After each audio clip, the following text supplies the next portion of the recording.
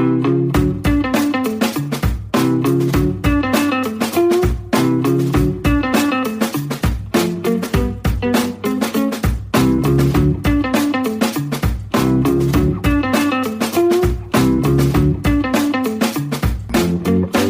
are listening to Ideas Untrapped with Tobi Lawson.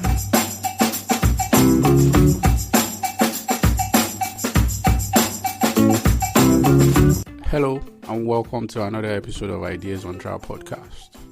On today's episode, we are going to be discussing Bangladesh. Bangladesh has transformed tremendously in the last 35 years. Average incomes have more than quadrupled, and many of its human development indicators have improved alongside. It has also become an export powerhouse with its garment industry, and it is generally a shining example of economic development today. 5 decades ago, when Bangladesh became an independent country, many were not hopeful about its chances.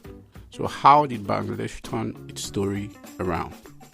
Joining me to explore the Bangladeshi miracle is Dr. Akhtar Mahmood. He's an economist and was a lead private sector specialist for the World Bank Group, where he worked in various parts of the world for 3 decades on privatization, state enterprise reforms, investment climate, competitiveness, and more broadly private sector development. He has written some excellent books. His column for the Dhaka Tribune is one of my wisest sources on economic development commentary. My first question to Akhtar was whether Bangladesh's history or its journey of transformation really started in 1990, as it is generally believed. I hope you enjoyed the episode as much as I did. Thank you always for listening. Ideas Untrapped is sponsored by iInvest. iInvest is Nigeria's foremost digital platform for trading financial products like treasury bills, fixed deposit notes, commercial papers, euro bonds, and many more. It is the leading financial services marketplace that gives you access to investment opportunities from various financial services providers within a single secure platform. Download the iInvest app on your Google Play Store or iOS App Store today and start investing at your convenience from anywhere in the world. Terms and conditions apply. And now, let's listen to the podcast.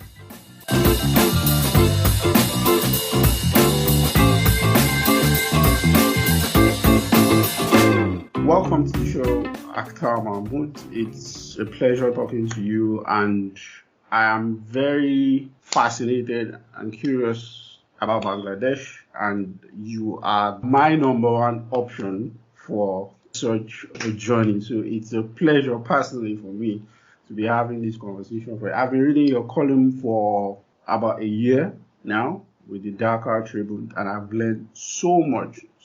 They are very perceptive, and I'm going to be putting up links to some of my favorites in the show notes for this episode. So welcome once again, and thank you so much for doing this. Thank you very much for having me. Thank you. It's a real pleasure to talk to you. Yeah. So there's so much that I want to talk to you about, as you'd imagine. But let me start right at the end, which is now. So there's been a lot of attention on Bangladesh recently, at least in my own orbit. There have been 2 quite detailed and interesting columns in the Financial Times about Bangladesh. There is also Stefan Deacon's book, which used Bangladesh as a positive case for what he was describing about the development process. But also there is the issue of what's going on right now with the global economy. It started with COVID and how the economy suddenly stopped and all the reverberations that comes with that, the supply chains, and now a lot of countries are going through a sort of sovereign debt crisis. And Bangladesh, again, is in the spotlight. So I just want you to give me an overview on how this sort of blend with countries that put so much into development, in terms of policy, in terms of the things they are doing right, in terms of investment and attracting investment and the exposure to this sort of global economic risks and volatility. Because usually what you get in Western discourse is a lot of countries are victims of some of these risks because of some of the wrong policy decisions they make. But in the case of Bangladesh, at least to my knowledge, nothing like that is going on. And yet it is usually talked about as a very exposed country in that regard. I know you wrote a column recently about this, so I just want you to give me a brief. Is there anything to worry about? And how do countries that are trying to get rich, that are trying to do things right, how do they usually manage these sort of global risks? Right. I think inevitably we'll have to go a bit into the history of how we came here. But since you started with the current situation, let me briefly comment on that, and then maybe I'll go to the history. Right now, yes, like most of the countries, we are facing challenges. But I think there has been a bit of a hype about how serious the challenge is in terms of the risk of a debt default, a risk of foreign exchange reserves going down very sharply. And I think there is a bit of the Sri Lanka effect and then also the Pakistan effect. So people are trying to put Bangladesh in the same bracket, which I think is very, very misplaced. I think the IMF has made it clear in its latest country report, which came out in March 2022, but also in many recent statements, that Bangladesh's both the solvency situation and the liquidity situation. As you know, the solvency is typically measured by the external debt by GDP ratio. One of the ratios is the external debt by GDP. And the liquidity is measured by the debt service requirements, external debt service requirements by the export earnings ratio. And there are these certain thresholds, and if you go beyond that, it's considered a bit risky.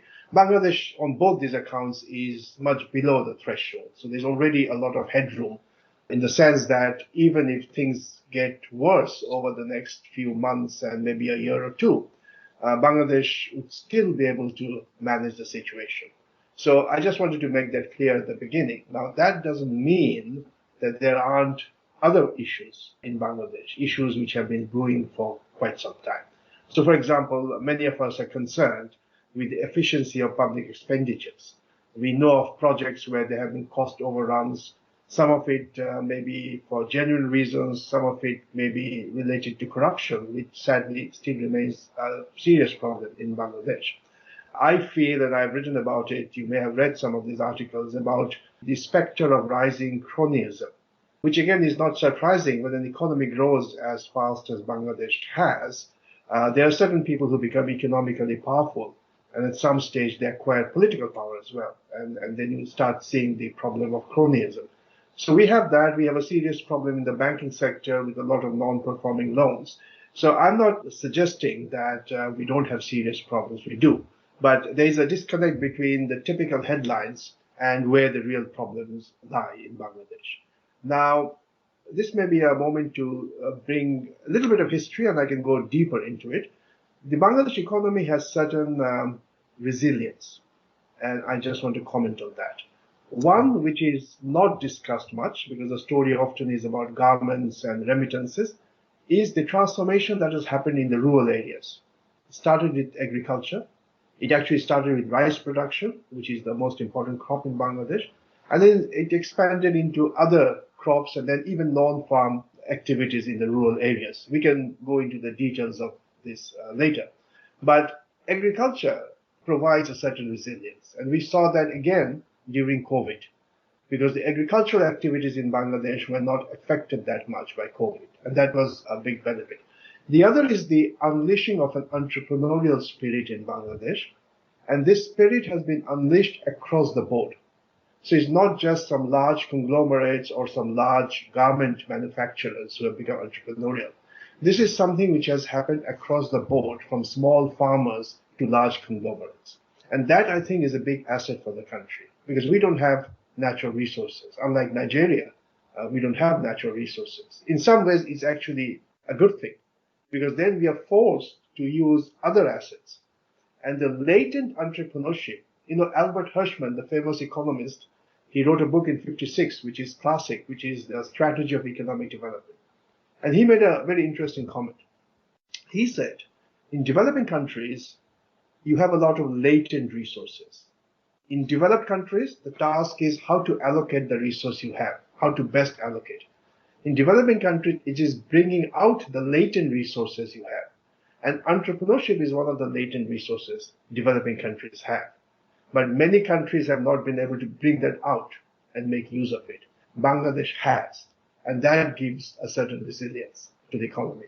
So yes, these shocks are going to affect us, especially because our major industry, in fact, is export-oriented, which is garments. So that is affected by the shocks. But unlike commodity prices, export earnings don't fluctuate that much. And the industry has proven to be resilient over the years. Yeah, I'm glad you touched on history, because really that's where I wanted to start, but I just want to get the pulse of the moment and how to make sense of all the headlines that we're seeing around. So usually and I'll refer to the two pieces I've read in the FT recently that I referenced in my first question. The development trajectory of Bangladesh is usually dated as something that started around 1990. But Bangladesh became an independent country 2 decades before that.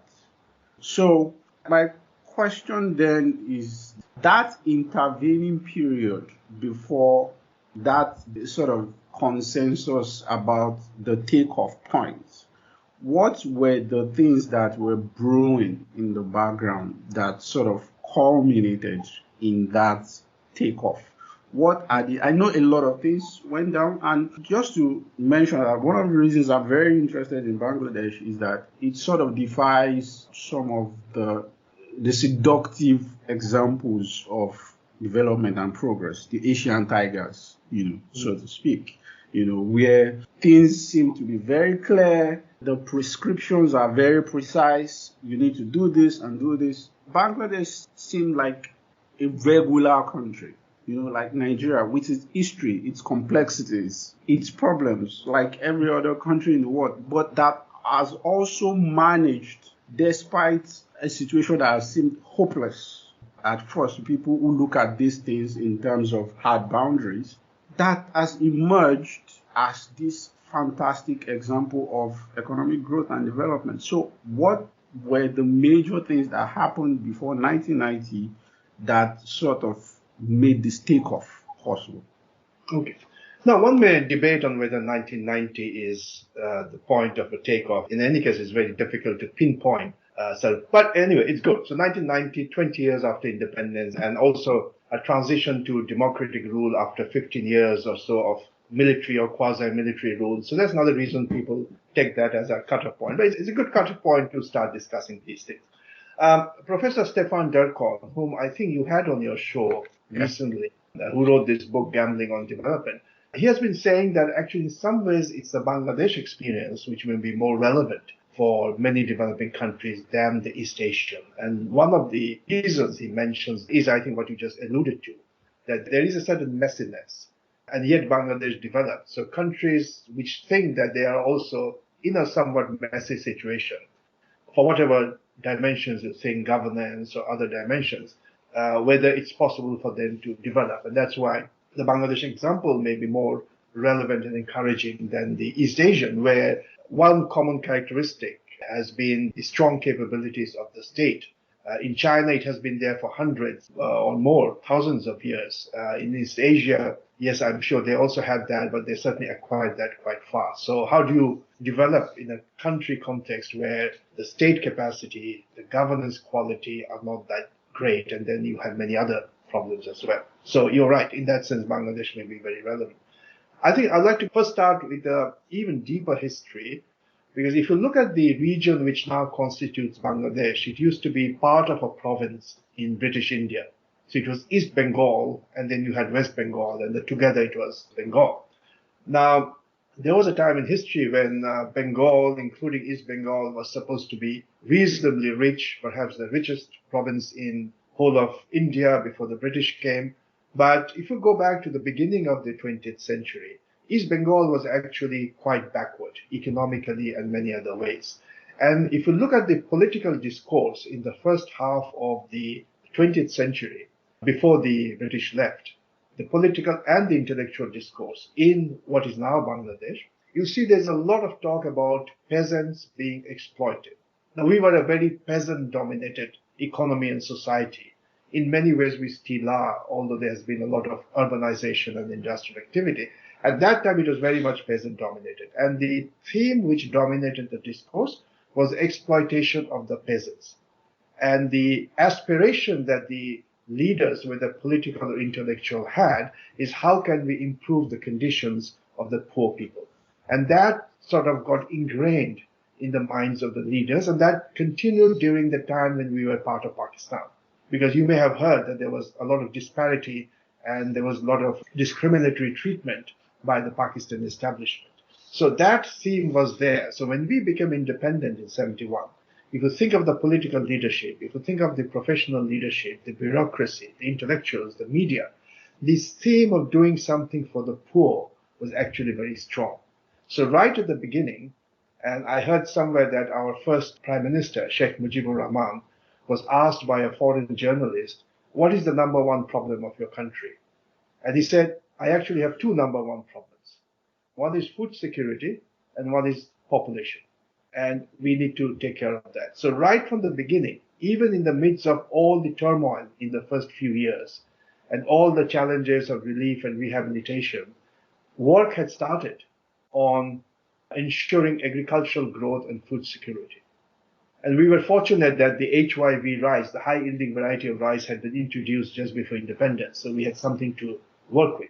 So that was very important. And there was a strong program to bring down the rate of growth of population. And we succeeded on both counts. So by the time you come to 1990, agriculture is taking off. Rice production had taken off significantly.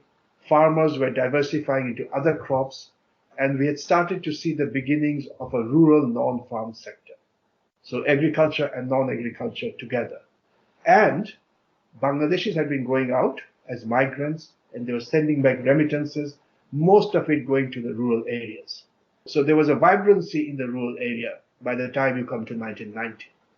Secondly, sometime in the late 70s, the government decided that not only should we move away from the early talk about socialism towards a more private sector oriented, market oriented economy, they also understood that industry has to grow to absorb the surplus labor in agriculture, and export orientation has to grow because the market in Bangladesh is simply not large enough. So there was an early emphasis on exports. And of course, fortuitously, the South Koreans were running out of their garment quota. So they wanted to relocate some of the production to Bangladesh. But we were ready to take advantage because by then the government and, let's say, the elite of the class had decided that we need to industrialize, and the major driver of industrialization is going to be exports. And then throughout the 80s, we saw the takeoff of the garment industry. The third thing which happened was the liberalization of policies, mostly in the 80s. So privatization was done. The banking sector was open to the private sector. The agricultural input market, which was previously dominated by the government, was gradually liberalized, and towards the late 80s, there was a significant liberalization of that. And finally, as remittances started coming in, our foreign exchange constraint was relaxed. So that also gave government some comfort that we can decontrol certain things and we can allow industry to move ahead without too many controls. So all these things coming together sort of created the context in which we entered the 1990s. So a lot of the preconditions, the population growth rate had fallen significantly by the time we came to the 1990s. Agricultural growth had taken off. Industry was taking off, especially the labor-intensive garments, which is export-oriented. That industry was taking off. That was such a loaded answer, which has preempted some of my further questions. But let me quickly make one digression on agriculture, because over the past 7 years or so, too, in Nigeria, there's been a huge debate about agriculture. The current administration sort of prioritized agriculture, and a lot of resources, capital was allocated to that sector. And there's been challenges and there's been critics. Sometimes I've found myself on the critic side of things. Now, what I want to know from you is that the link between agriculture, especially investment, and the agricultural productivity that is necessary for the vibrance of that particular sector. How was the Bangladeshi experience? How did Bangladesh achieve food security, especially in terms of improving yield and productivity in the sector? Right. So a few things. Firstly, as I said, the high-yielding variety of rice had been introduced in the late 60s. And then just after independence, government continued, but more vigorously, with the model of, it was more a public sector driven model, where the public sector would import the major inputs. One is irrigation equipment, because this rice needed irrigation, and the other was fertilizer. So they are imported by the public sector, then they're distributed by the public sector, going all the way to the farmers. Maybe at the last mile, there were some private traders who would act as dealers on behalf of the government. So the government took that responsibility. Later on, as I said, in the 80s, they started liberalizing it. So we'll come to that later. So that was being done. Second is there has been quite a bit of investment in agricultural research. Now, the HYB rice came from abroad, but as it was being applied in Bangladeshi farms, in many cases, we realized that there was some adaptation needed because the conditions were not always well suited for this variety. The crop conditions varied even within Bangladesh, even though it's a small country, a lot of variation. Later on, for example, salinity became a problem because a lot of water was coming from the Bay of Bengal into Bangladesh. So there are all kinds of problems. There's flooding also. There are many areas where after floods, the waters don't recede that fast, so they remain underwater for a long time. So the agricultural scientists in Bangladesh, and they were all in the public sector, they came up with innovations to come up with rice varieties and later other varieties like maize varieties or vegetables, which are better suited to the conditions in Bangladesh. And then the public sector effort was also supplemented by NGO efforts. You may have heard about BRAC, which is the largest NGO in the world. And we often talk about their activities in the health sector, in education, in microfinance. They were actually doing a lot of work in the economic sphere as well. And R&D in agriculture was one of the things they were doing in collaboration with the government often. So there was R&D. Another thing happened, which I forgot to mention when I mentioned sort of the run-up to the 90s. In the 80s, the government started a massive program to build rural roads. So connecting the rural areas to the small towns and the small towns to the bigger towns. So a huge rural road network was built starting from the late 80s and it continued into the 90s, which broadened the markets for the farmers. So in all of this, the core player was the small farmer. As I said, Bangladesh is a peasant, small farmer dominant economy. So it's remarkable that these farmers were willing to innovate. They were willing to move away from what their parents and grandparents had done for many, many years and adopt these new varieties. So the combination of the government with some NGO and the farmers, I think that created the basis for productivity improvements in agriculture. And that was sustained because the market was sustained. There were lots of public policies. And at some point when the government thought the public sector delivery model is not working that well, they allowed the private sector to come in. I don't want to infer anything, but from your answer, I can tell what Nigeria is doing wrong, but we will get to that later. Okay. So let's talk about the conditions, which you've also sort of answered for me, but I want to know if there is more. Deacon, in his book, I'm talking about Professor Stefan Deacon, talked about elite consensus that sort of become the bedrock of deciding to pursue economic development. So this broad consensus amongst the Bangladeshi political elite to improve the conditions of the poor, and which I'm speculating sort of enabled an ecosystem of policy consistency, even if there are deviations at the margins. How did it emerge, and how was it sustained? Okay. As I had mentioned to Professor Delcon, because I also had a conversation with him for a Bangladeshi group, and I said that, and he agreed that it's very difficult to define if there was an elite consensus, because it's not that the elite are sitting in a room discussing and bargaining, and one day they come out and say, okay, here is an agreement. We have agreed on these three things. It doesn't happen. And there is a bit of tautology in his book as well, and he agreed with that in his country chapters, he says these countries had an elite bargain. And then he says, okay, this is how the countries grew. And if they have grown, therefore they must have had a bargain. So there's a bit of tautology there. But coming back to this, I think I started giving you a flavor of that when I brought in history, even before the British left, and how in East Bengal, there was this deeply ingrained feeling that something has to be done for the poor people. And then just after independence in 74, we had a big famine, and that sort of strengthened this feeling amongst Bangladeshis. And, you mentioned the word elite, and it's a bit difficult to define the elite. I would say that it's a broader, I'm talking about people who can influence policy, both the formulation and the quality of implementation. There are a lot of people in the bureaucracy who may not, in that sense, be called part of the elite, but they do have some authority. Now, most of these people, they actually are not too far away from the poor people of Bangladesh.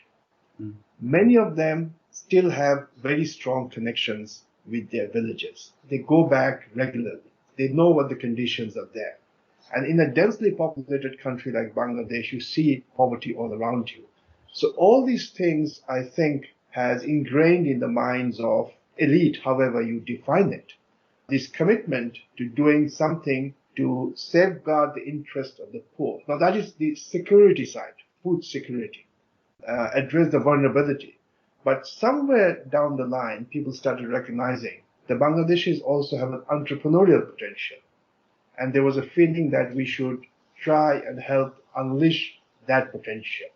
So, as I said, it's difficult to pinpoint a particular period where there has been a consensus, but in a subtle way, there has been this consensus that to achieve food security, to help take advantage of the latent entrepreneurship of Bangladeshis, we should be focusing a lot on growth and more generally on development. And that has survived the transitions in administrations from one government to another. That common element has been there. It's not exactly pushback, and I should note that there's vastly a lot more to Bangladesh than Deacon's book. So, and I don't want to be caught in debating his book. But why I find that particular line of thought relevant is that from what you have described, it's amazing to me. So maybe you can help me understand the difference. Now, how a country can set out to do some of these things, invest in agricultural R&D, and all these other support programs with big macro effects. Whereas in Nigeria can set out to do those same things, and then you find divergent outcomes in their implementation, particularly the inability to execute. There's always a plan. We want to improve the lot of the poor. We want to invest in agriculture. We want to improve productivity. We want to build infrastructure. This, that. They are always so nice and interesting. But the difference is always, at the end of the day, countries often don't do these things, right? They never stay true to these things. And of course, we can talk about various reasons why it fell astray, corruption, state capacity, and all that. But which you mentioned in your last sentence, how policies survive even though there are political transitions, election cycles come and go, the particular direction that policy goes survives this transition. I think that's really what I'm trying to get at, Okay. So I don't know that much about Nigeria. Now, people say that the fact that you have natural resources may have been in some ways a curse. I don't know if it's true or not, but certainly that sometimes gave governments a sense of complacency. And therefore, even if they start on a certain course, they may not have the discipline to stay that course. Now, Bangladesh, we never had the advantage of having natural resources. Nowadays, certain things have improved. Foreign exchange reserves had been at comfortable levels for several years, so that may induce a certain degree of complacency. But for a long time, the government knew that we are operating with very narrow degrees of freedom. So that was the context in which Bangladesh had to operate, which also meant that we were somewhat dependent on donors, and that certainly imposed an additional set of disciplines on Bangladesh. But later on, I may come and comment on exactly the kind of relationships I think existed between donors and Bangladesh. But maybe the best way to answer your question would be to say a little bit about the way in which policies have evolved in Bangladesh. And in a sense, it's a bit of a muddling through process. And I wrote a blog for the Brookings Institute a year ago, where I said that Bangladesh did it, alluding to that famous song of Frank Sinatra, I did it my way. So what was that my way? We all know that the Bangladesh government had never been tremendously competent. There's always been corruption problems as well. So the way it has happened is the following. Things happened in the economy. Let's say agricultural productivity is improving. But then it hits certain constraints. And the economic actors, or people acting on behalf of the actors, like academics, donors, journalists, would bring up those issues. And they would probably say that here are 10 things which need to be done. Now, what the governments in Bangladesh have done, successive governments, they have responded to that. Not by doing all the 10 things. No. They may have picked up 2 or 3 things, and they may have done a little bit. Why a little bit? Because they were risk averse. They wanted to test out what would happen in the market, how would the market players respond if I do just 3 or 4 things and not everything. And then they saw the response, and here comes the entrepreneurial side. The response was usually quite good. And when the response was good, the government felt encouraged. And then the government said, okay, let's do a few more of the things that were demanded. The other thing which happened was, as the response came, newer constraints were revealed, or constraints which were not binding before became binding. So, for example, initially when the agricultural growth was not that great, when production wasn't that huge, the fact that you did not have a good rural road network connecting the rural areas to broader markets wasn't that big a constraint, because you're not producing enough to go out in a big market. When you started producing a lot of marketable surplus, you needed a broader market. And that's when you started feeling the constraint. And people started talking about the need to build up the rural road network. And to the credit of the government, they responded. So this is what I call the sort of back and forth policy dynamics. Things happen in the economy, government notices it, or it is brought to their notice. They react, not in a grand way, just doing a little bit here and there. And then the market responds, maybe much more than in many other countries, because of the entrepreneurial spirit. And then the government responds. And that process has gone on uninterrupted throughout the last 50 years. And so once you accumulate, even if these are modest steps, once you accumulate all of that, you see a tremendous result. And that's what we are seeing here. So what it means is countries, the governments don't have to be very competent. They just have to pick the signals. So, you have this phrase called picking the winners, and a lot of people say, no, governments should not be in the business of picking winners. I say in Bangladesh that what the government has done is pick signals. They've picked signals from the private sector, from the farmers, and they have acted accordingly. And I think it's the accumulation of all this, the synergies created by all this, is, I think, what has made the difference. That's interesting. So generally, the usual story with development is structural transformation. That is, for you to grow rich, the economy has to transform from a largely agrarian, low productivity economy to preferably an industrial, high productivity economy. And I mean, to an extent, we've seen the same process also in Bangladesh. Manufacturing, particularly the garment industry, 80 or so % of exports and employment is largely created also in that industry. Now, what I want to ask you is the role of foreign direct investments in that cannot be understated. You talked about South Korea earlier and how it played a role in that. For South Korea, so many other scholars will cite the role of Japan in kickstarting the South Korea garment and textile industry itself. So my question then is there a link here?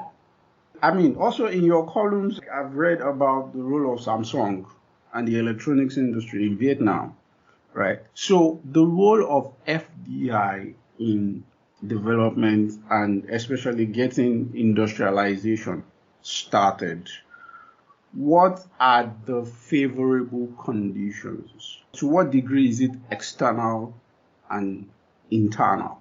I guess that would be my question. Okay.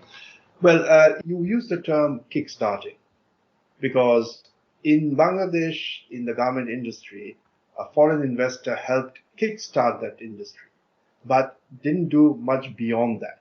So Bangladesh garment has been largely a case of domestic entrepreneurship leading the sector to the heights that it has achieved now.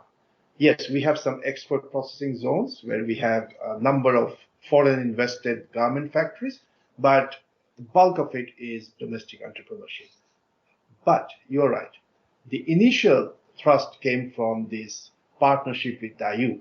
It was a 5-year partnership. Daewoo trained Bangladeshis. They took them to their plants in Korea, trained them. They obviously had the market connections and market knowledge. All that was very useful. But what many people don't know is that the Bangladeshi partner actually quit that agreement just 1 year into that 5-year period. So after 1 year, he thought that he had learned everything that needed to be learned. Now, if he hadn't done that, I believe Daewoo had other plans of coming into other sectors, which we may have lost. But then we did end up with this vibrant, mostly domestic-owned garment industry. But foreign investment had a role in jump-starting that. If you go a little beyond industry, think about sectors which facilitate industry. The entire mobile phone development in Bangladesh, which is also remarkable, was foreign investment led. So foreign investment played a major role there. So I agree that foreign investment can play an important role in kickstarting industries. And that is something very important now that we want to diversify our exports, make them more sophisticated. We can come to that subject later. Now, you asked me about what are the conditions which are conducive for foreign investment. And this is where I would say that in Bangladesh, the conditions are still not that conducive. In the case of garments, in the late 70s, it was the exhaustion of the South Korean quota of garments, which was the major inducement for them to come in. But also, as I said, the new government which came into power in 75 was talking a lot about export promotion. So that was there. But the most important constraint that Bangladesh faces, and is true of many other countries, is policy and regulatory uncertainty. So Bangladesh often says that we have got a policy regime which is very friendly to foreign investors. And that may well be true, but the execution has problems. And there are a lot of case-by-case decisions which are taken, which affect the foreign investors adversely. And that creates uncertainty. And those stories are told to other prospective investors. And when they hear those stories, they get discouraged. And the World Bank, where I used to work, in fact, the last unit that I worked on, they did a survey of CEOs of multinational corporations just a few years ago, asking them about what are the factors which are very important for you when you decide to invest or not invest in a country. And policy and regulatory uncertainty was top of the list. So that is where Bangladesh still has got a lot of work to do. It is attractive in many other ways, a very large domestic market, relatively cheap labor. The labor is quite fast at learning. A lot of good things there. But I think the policy environment, particularly the implementation, the certainty, that has to be ensured. I have a follow-up question, particularly on that point, and referencing to another one of your columns. I think I'll just stick to your columns today for all my questions. For example, in Nigeria, I'll give you an example. In Nigeria recently, foreign airlines are threatening to quit. Over the past 3-4 years, foreign investment, FDI, has plummeted. It's barely $1 billion currently, one of the lowest even in Africa. And of course, a lot of these things you mentioned are the problems that investors and business people talk about, policy uncertainty, especially around the control of the exchange rates and inability of companies to repatriate their capital and to fund their operating expenses and so forth. So, I mean, that's one constraint. But one distinction you made is like the types of FDI. There are different categories of FDI. Market-friendly, market-seeking, rather, FDI, natural resource seeking, efficiency, FDI. And the reason I'm asking this is that there seems to be one problem which, to my mind, Bangladesh has solved. It's not perfect, that Nigeria is struggling with, which is this inertia to get things started. You know, once you start on a journey, you can model through, right? But the inertia to get that process going is still something that Nigeria struggles with, in my opinion. So now, talking about FDI, so if I were a policymaker today, talking to you, advise me, what kind of FDI should I prioritize in trying to lure investors into my country for them to create jobs and nest a high productivity manufacturing industry? So is it market seeking? Is it natural resources seeking? Is it efficiency seeking? Which one is the best in terms of the necessary incentives for sustainability? Okay. So one of the articles, not as part of that regular column, I think, but I wrote for the same newspaper a few years ago, was titled Investment for What? So that's a question the governments have to ask, because everyone talks about attracting FDI. It's a mantra all over the developing world. But governments need to ask, why exactly do we want FDI? How is it aligned with our development aspirations and development programs? I wanted to just emphasize that, because often governments just go blindly trying to attract foreign investors, and whoever comes in, we welcome that. Now, that's not necessarily a good strategy always. For example, in Bangladesh, if we now have a lot of foreign investors coming in to make jeans and t-shirts using the same technology as before, we don't really need that. We can't afford to give our scarce land and utility and other things to do things which our domestic entrepreneurs have become reasonably good at doing. So it has to be something new that comes in. Mm-hmm. Now, at the same time, we also have to recognize that the foreign investors also have their own interests and their own calculations. So we have to come to a balance between the two as well. Now, it's difficult to say a priori that we prefer market seeking or efficiency seeking. On the natural resource, it's a slightly different issue. If you have natural resources and if you don't have your capacity to develop them yourselves, you may need foreign investors. And obviously, we all know why foreign investors are often very attracted to that. But let me confine my answer to the choice between market seeking and efficiency seeking. Now, let's take the case of Bangladesh. We are now talking about diversifying our exports. And we are talking about going into more sophisticated products like electronics. Now, if that is our objective, we may want to target some people who come and make electronics. Now, they may come for two reasons. Bangladesh has a huge market. Our per capita income may not be that high, but our total economy size is actually pretty large. We are amongst the top 40 economies in the world. And if you look at the size in the purchasing power parity terms, we are actually in the top 30. That's a very large economy. So naturally, foreign investors would come in looking at the market as well. But if our objective in this sector is to make a breakthrough in the global value chains and not just serve the domestic market, then we'd like to have foreign investors come in with an efficiency-seeking objective. That in Bangladesh, we can make these things more efficiently at lower cost than in other places. So that Bangladesh then can ride on the backs of the foreign investors who know the markets, who have the brand recognition, and show the world that things can be made efficiently in Bangladesh. And then once we have shown that with the help of foreign investors, maybe Bangladeshi entrepreneurs can also start doing it. So here you see, I gave you an example where you have a strategic objective and you attract foreign investors of a particular type. Now, there are also many needs in the domestic market. Bangladesh needs to develop a very good logistics system, and we may need foreign investors to come in and invest there. Now, that will be more market seeking.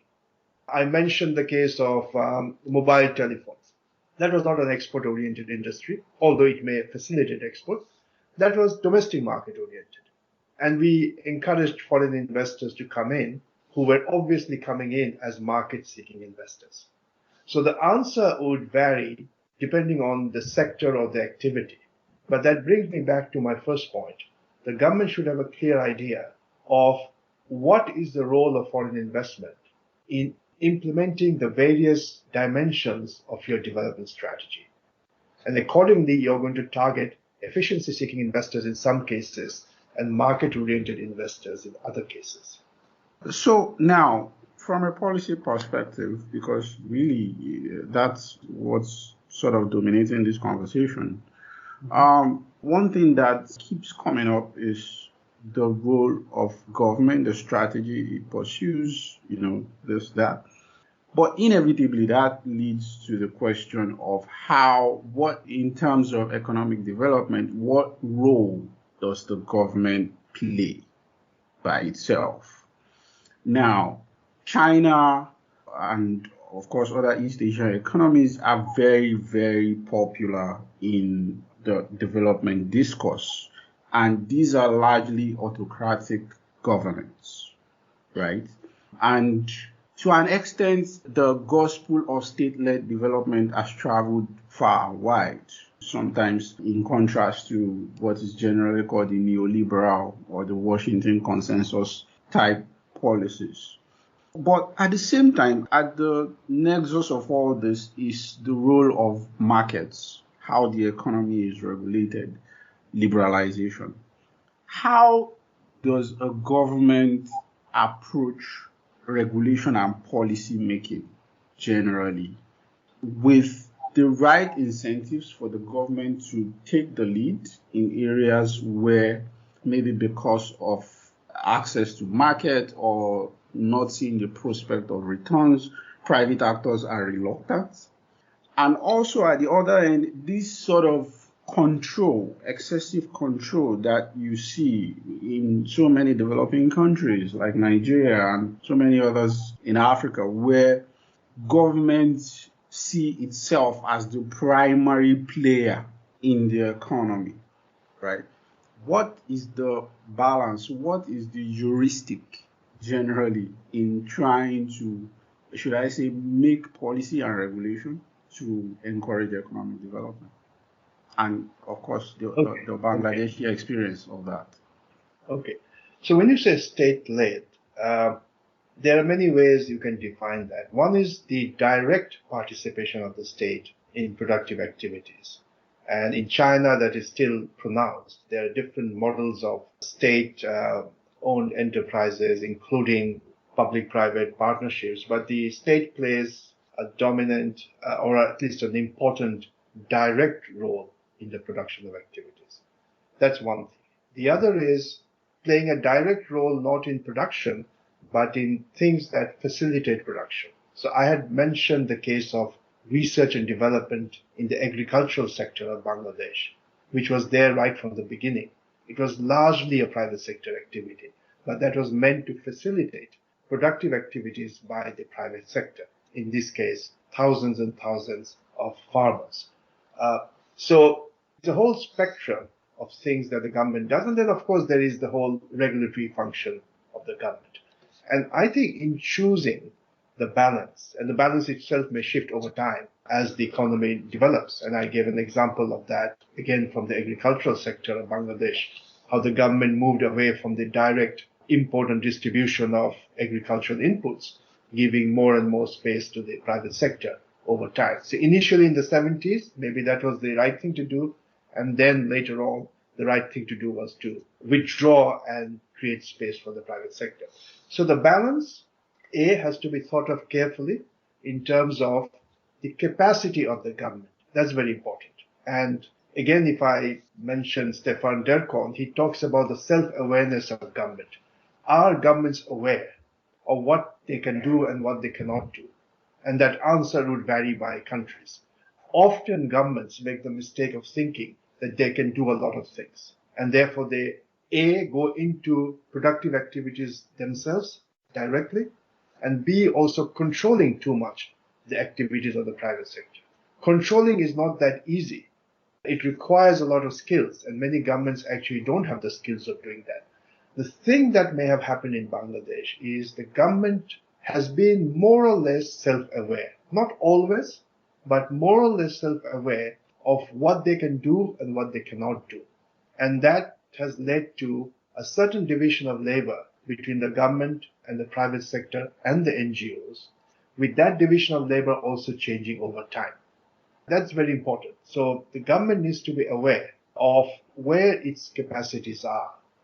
And they need to also have some faith that the private sector, if given the opportunity, they can come and do certain things. Because governments often say, okay, but if we don't intervene, the private sector is not going to come in. Or we have a big factory. If we close it down, then a lot of people will lose their jobs, and the private sector will not be forthcoming to create jobs for them. If you want, I can give you a good example of that kind of thinking. In Bangladesh, we had the world's largest jute mill called the Adamji jute mill, and it was bleeding like hell, and every year the government had to subsidize. So there was a lot of debate on whether the factory should be A, privatized, and there was no taker. Then the question is whether it should be closed down. Then about 20 years ago, exactly 20 years ago, a very bold decision was taken to actually close down the factory. It was a controversial decision. About 26,000 workers lost their jobs. Some of them were ghost workers, so maybe 20,000. Now, the story of what happened after that is very interesting.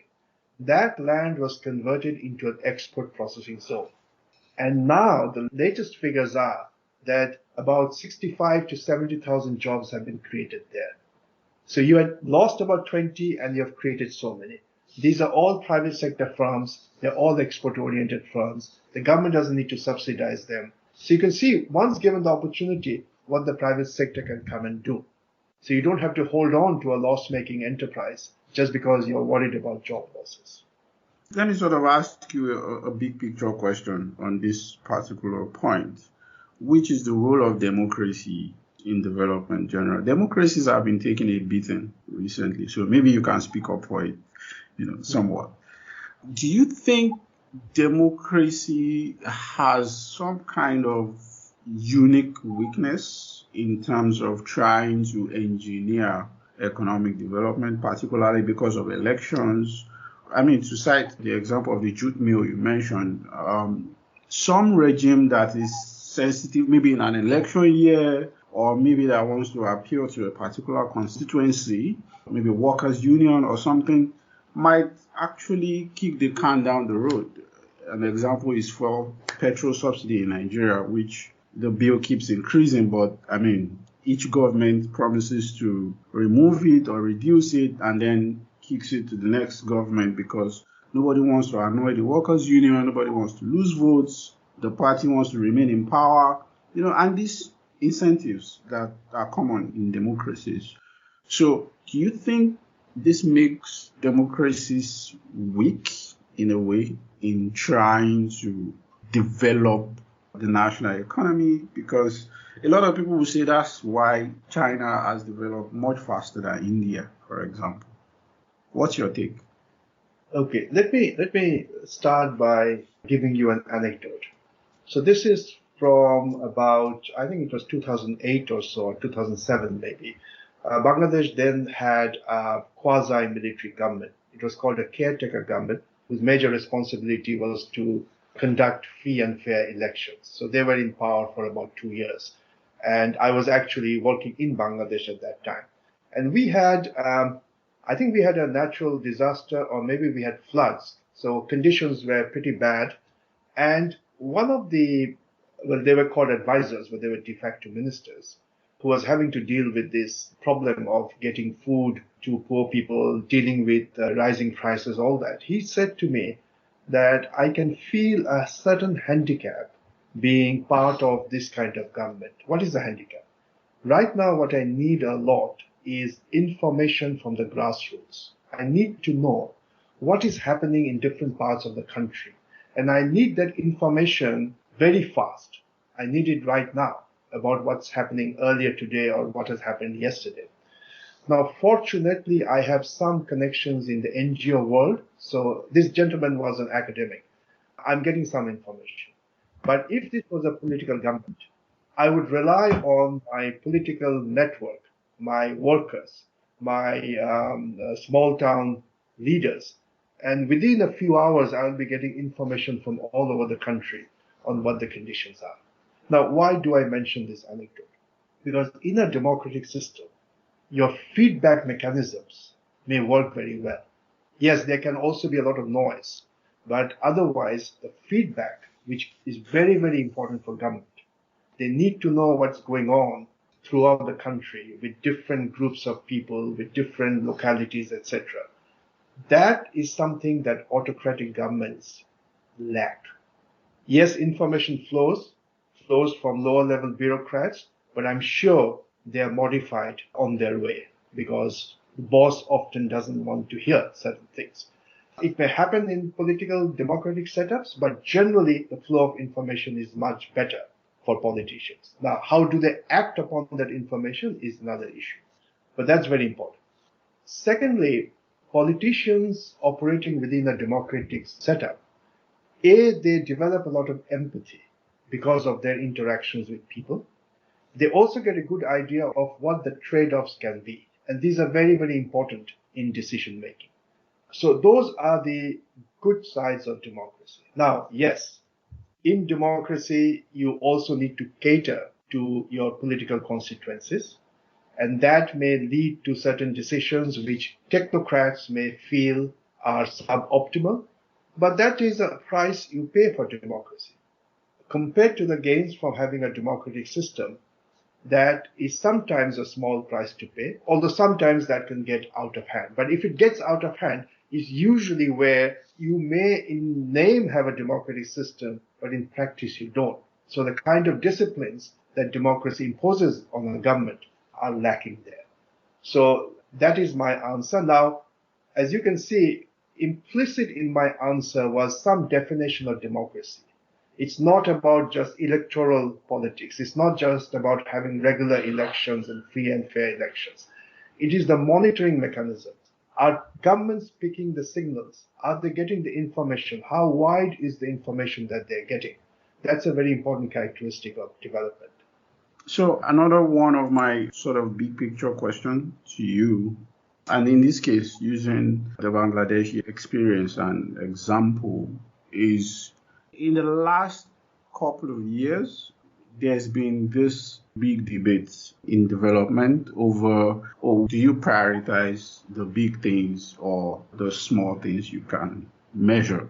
You were with the World Bank. I'm sure you have some familiarity with the so-called empirical revolution and how it has sort of taken over the field of development economics, where, there's a lot more preference in terms of international aid funding for interventions, things that you can measure. So there are RCTs, or whether it is conditional cash transfers and all these things. And the atmosphere with which this debate happens sometimes, personally, I find it frustrating because it makes it seem like a zero-sum kind of thing. Like you can either have one or the other. You either pursue growth or you forgo that and choose to do all these small scale local and domestic interventions. But Bangladesh, like you mentioned, the issue of BRAC, and also people like Naomi and co have written about, Naomi Hussein have written about,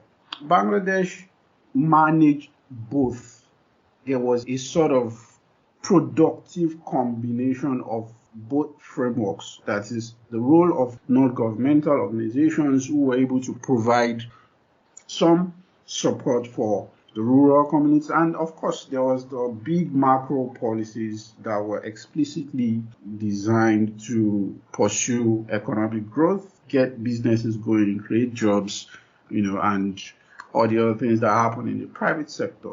So my question would be, how did that sort of synergy happen in Bangladesh? How was that cooperation, so to speak? I mean, you talked about the role of BRAC in R&D and agriculture, How did that happen? Perhaps it wasn't intended, but in practice, how does it work? Okay. Let me start by recounting something I heard Abhijit Banerjee, the Nobel laureate, who got a Nobel Prize for his work on RCTs, said somewhere about the rationale for going into RCTs. And he's saying that the kind of interventions that we talk about in the context of RCTs, they are not the only interventions that brings about development. In fact, the most profound development impact may come from other kinds of interventions and policies and other factors. But his point was that, let's say, as a development practitioner, we are not able to influence these big things. So I'm going to focus on the things that we can influence. So I'm doing a project here or a project there, and we can change the parameters of the project in certain ways that we achieve the most significant impact. And how do we change the parameters, or what parameters we choose? How do we design the project? That's where randomized controlled trials can give us very useful insights, and we can get more bang for the buck from the development expenditures in those kind of projects. Now, he never said that that's all about development. There are many other things that need to be done, and governments, in their collective wisdom, may have a better idea of what those things can be. And that's different from a particular project team trying to do a project. They won't have all that knowledge which can lead them to think about much bigger things. But governments can. Not perfectly, but governments can. Or large organizations like BRAC can within certain spheres of operation. So yes, I agree with you that this is a false dichotomy, that you either completely forget about RCTs or you get completely immersed into RCTs. So one has to find the right places where the randomized controlled trials, which are after all an instrument, one of the tools in your toolbox, which is the best time and place to deploy it. I would say in Bangladesh, yes, the scope for applying them is more than the actual application so far, which means that we have a scope to improve the efficiency and effectiveness of public spending by using these techniques judiciously in certain areas. Now, coming back to, I think you mentioned the question of BRAC in the context of R&D, but also BRAC has played an important role in market development through their social enterprise work. So as I said before, that the part of BRAC's work which is not discussed much is the work on the economic sphere. So what happened there? I'll just give one or two examples. I think giving concrete example is the best way to illustrate this. So they got into, let's say they got into dairy. Actually, the way BRAC started most of these activities was from a livelihood concern. They wanted to create livelihood opportunities for the poor people in the rural areas of Bangladesh. So they said, okay, we have dairy farmers whose incomes limited. We want to do something to help enhance their incomes. So they came up with certain small interventions which helped improve the productivity of their dairy farming, and they ended up with more production. Then they had a problem. Now, milk is not something that you can preserve for a long time. You need to have some cold storage facilities, some refrigeration facilities. Now, that was lacking. So a lot of these increased output was actually being wasted. That led BRAC to start thinking about what else it needs to do. So then it went into refrigeration plants. So they set up refrigeration plants where the dairy farmers would come from adjoining villages and store their milk. And that led to other things also down the road. So there are many examples of BRAC where they went into a certain activity. They went into poultry, for example, and then discovered that there isn't a good supply of day-old chicks, which is an important ingredient in poultry. So they went into that. And the interesting thing is, in many cases, BRAC was the first one to go into that. Later, the private sector came in a big way. And when they did, BRAC withdrew. Because BRAC thought, okay, we have played the role of a pioneer. We have catalyzed entry of private enterprises. We can now withdraw and attend to certain other things. So what's going on here? What's going on here is you have value chains which are underdeveloped. There are gaps in the value chain. And one aspect of development is to make the value chains more complete. And here you have an actor, BRAC, which has entered the market, one part of the market, trying to do something, discovering that there's not much it can do unless it intervenes in other parts of the value chain.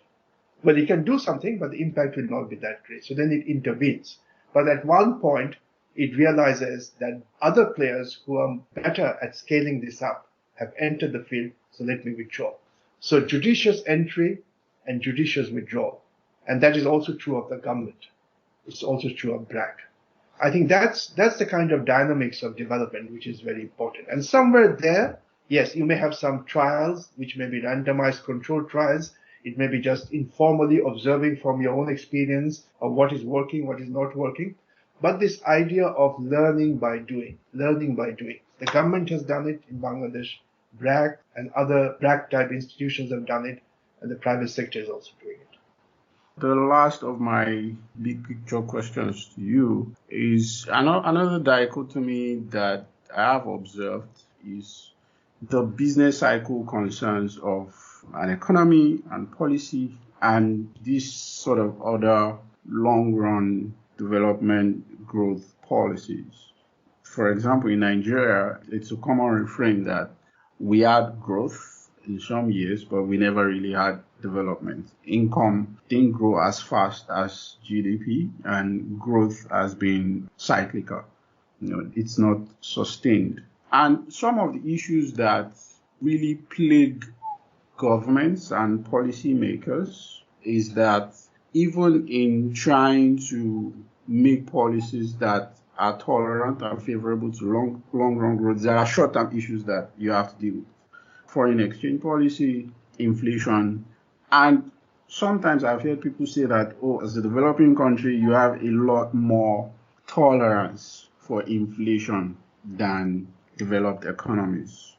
I think you have to tell me whether that's true or not, because inflation does not happen in a vacuum. It affects the purchasing power of people, poor people even more so, right? So how do policymakers in growing countries manage these tensions in terms of, and I'm walking my way through your book with Gustav Ranis on this, how policymakers manage through these everyday concerns of the economy versus the long-term prospects and the projects you are trying to put forth as a government.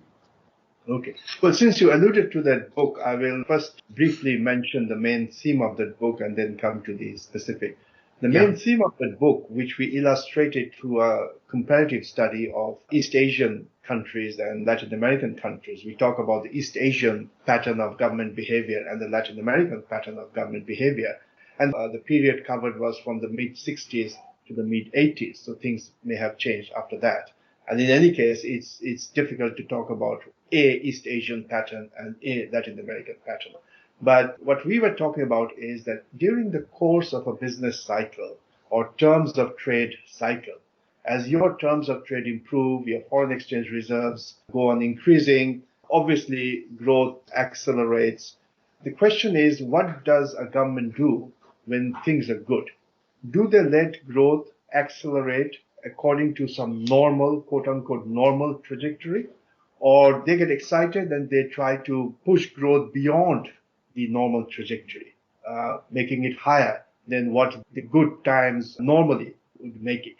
So in the Latin American, the quote-unquote Latin American scenario, when things were good, growth was happening, government wanted to have more of it. So they went for expansionary fiscal policies, expansionary monetary policies to push growth beyond what the natural trajectory is. And then inevitably, because we are talking of cycles, inevitably a time came where things started going down and conditions were not as conducive as before.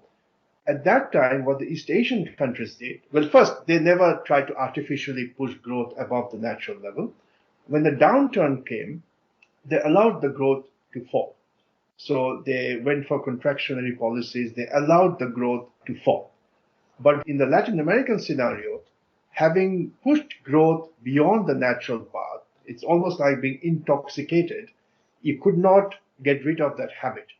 So you try to artificially maintain growth, even though the signs were all pointing downwards. And then a time came when things just crashed and you fell into a deep crisis. Whereas the East Asians, they had their ups and downs, but they didn't have a serious crisis at that time. They had later, but not at that time. So that was the main thing about how you conduct your policies during the upturn and then also during the downturn.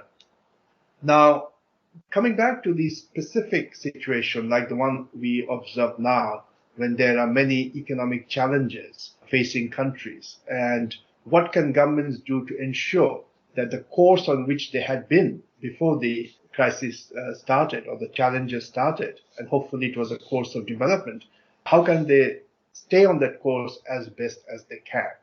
So I would say first is governments should look for existing inefficiencies. For example, in your public expenditures, there may be a lot of inefficiencies. And if you can identify those and get rid of those, then you can bring things under control in the context of the challenges without sacrificing growth. Most developing countries, including Bangladesh, do have inefficiencies in their public expenditures. So the question is, do you target those inefficiencies and curtail them, or do you target those parts of the expenditures which are actually very useful? So that's number one. And that's why we often have this phrase, don't let a crisis go to waste. Because a crisis can often focus attention better than good times can. And a crisis can also create the political and social consensus to take some tough decisions. So that's one thing. Second is the importance of social protection. And we must remember that for people at the margin, and in our kind of countries, Nigeria, Bangladesh, a lot of people are still at the margin. Even a small shock which takes them below the threshold is not a temporary damage that after some time they can come back. Often it's a permanent damage. They have to sell off their productive assets, which means even when things start improving, their conditions only improve. So that's why it's very, very important to have good social protection systems in place. Third, coming back to a point I made earlier, it's very important to have good monitoring systems. Because you really want to know what's going on, how the lives of different people across the country is being affected by the tough conditions in which you are. Without that, your policies will be suboptimal. So that monitoring is very, very important. And it's very important to engage different stakeholders in society. And for two reasons. One is part of the monitoring, because economists, business people, journalists, and others would know a lot beyond what the government knows. And it's important to tap into that knowledge, but also to build consensus about some of the tough decisions that need to be taken. So at the end of the day, it is a lot about governance. So it's a governance challenge that countries face when they're facing an economic challenge. My final question to you. I have a couple of other questions, but how do, from a policy making perspective, how do you then make knowledge count? Because from everything you have talked about, the role of knowledge, which takes me back to where we started, talking about agriculture, the role of knowledge is actually very important.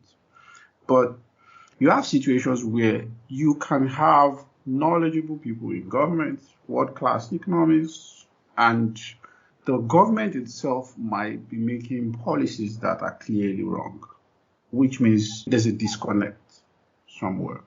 And I mean, in Bangladesh, it's often talked about how there is a policy knowledge ecosystem that informs the public and shapes their accountability and expectations, and also informs policymakers at the other end of that spectrum. How does a country build and nurture that?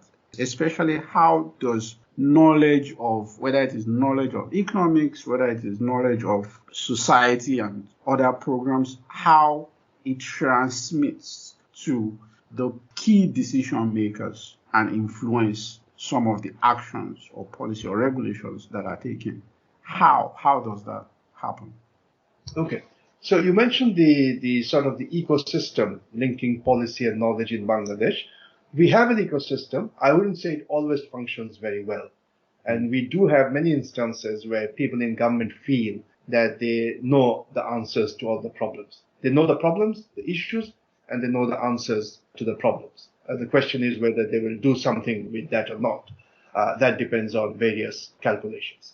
So that happens. We have that problem, and some would say that problem may have become a bit serious in recent years, especially because the economy is doing well, and when the economies do well, governments often suffer from a certain degree of complacency. But it is true that we do have an ecosystem. We have some good research institutes, think tanks who work on economic issues, and they have a very good tradition of doing surveys where they go and get information from rural areas as well. And we have had that tradition for a long, long time. And that has informed the policy debates. Now, how do those insights enter the arena of policymakers? This is where the role of policy intermediaries is very important.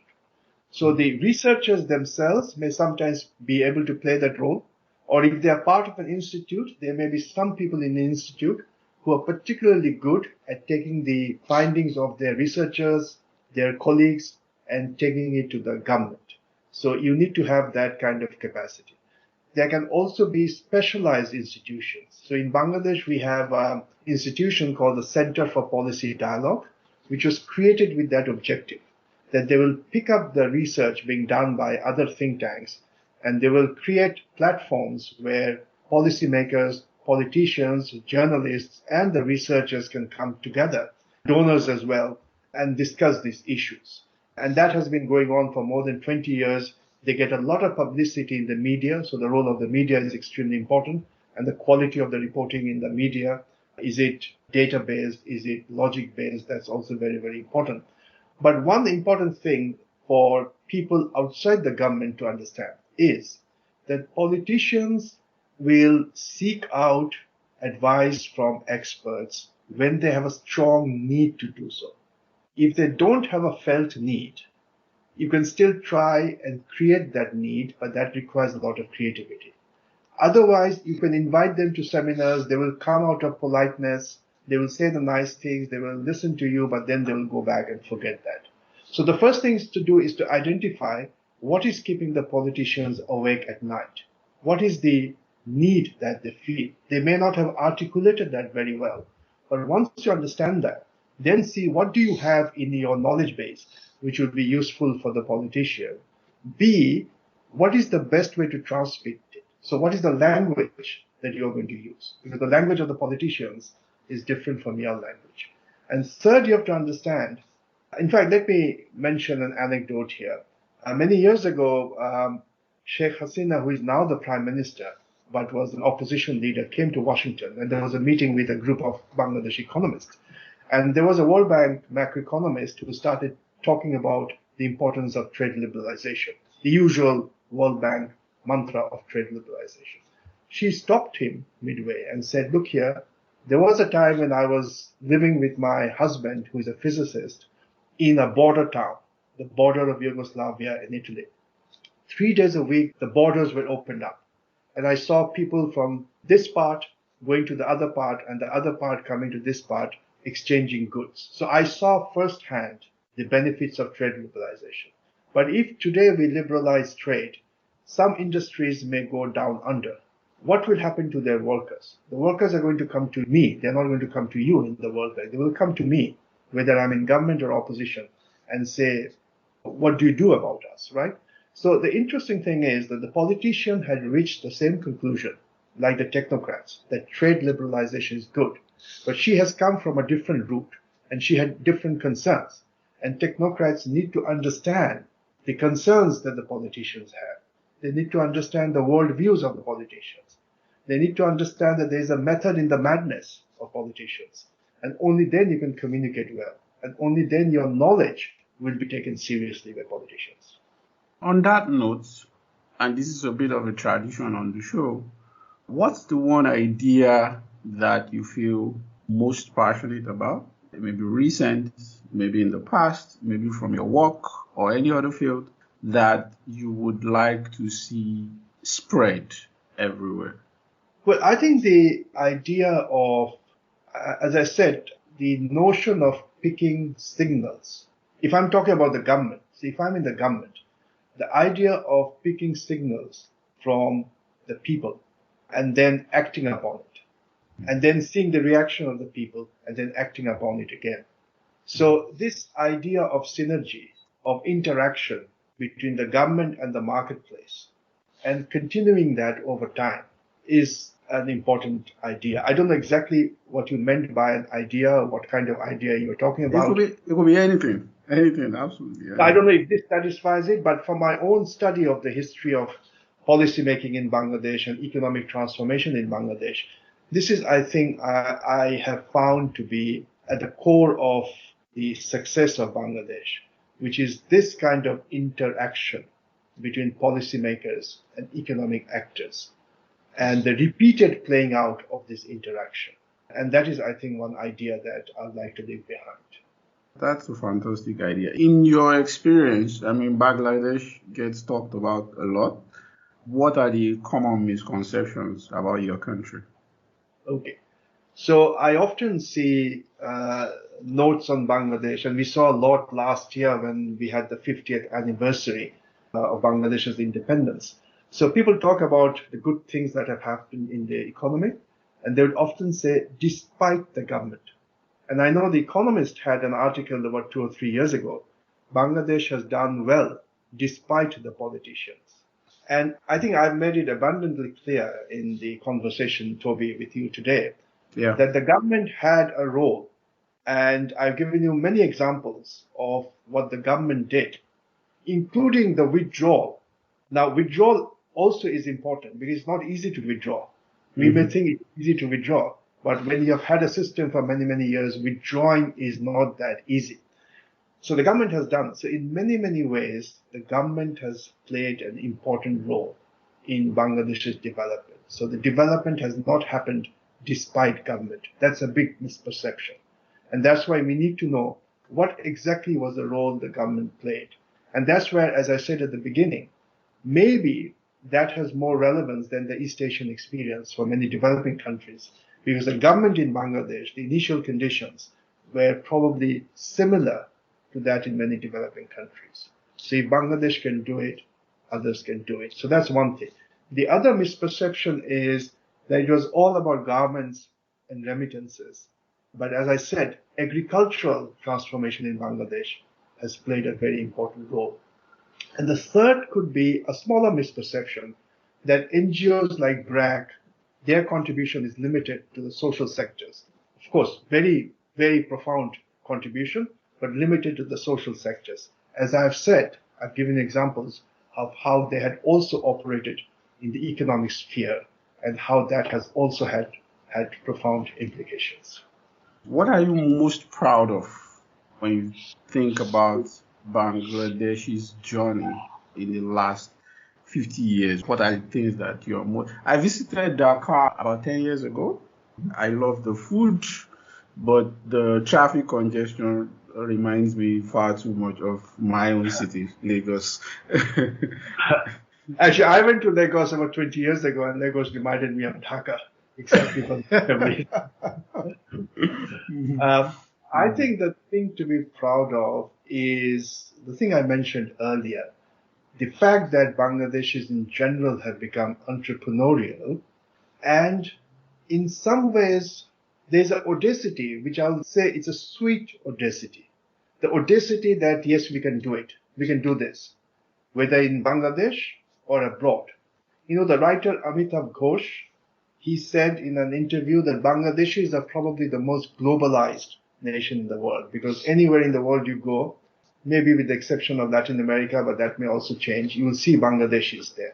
Mm-hmm. So there is a certain degree of audacity that, yes, we can do it. I think that's what we should be proud of as Bangladeshis, that we have shown that we can do it against tremendous odds. So that confidence, that audacity, which I think is very sweet, is what we can be proud of. Fantastic. Thank you so much, Akhtar, for this conversation. I enjoyed it so much. Thank you so much for inviting me. It was a pleasure talking to you. If you haven't done so already, you can subscribe to the show on any of your favorite podcast vendors. That may be Apple Podcast, Google Podcast, Stitcher, Spotify, or any of the rest. Don't forget to rate us on your platform. It helps others find the show. Or you can just listen or download on our website, www.ideasontrapped.com.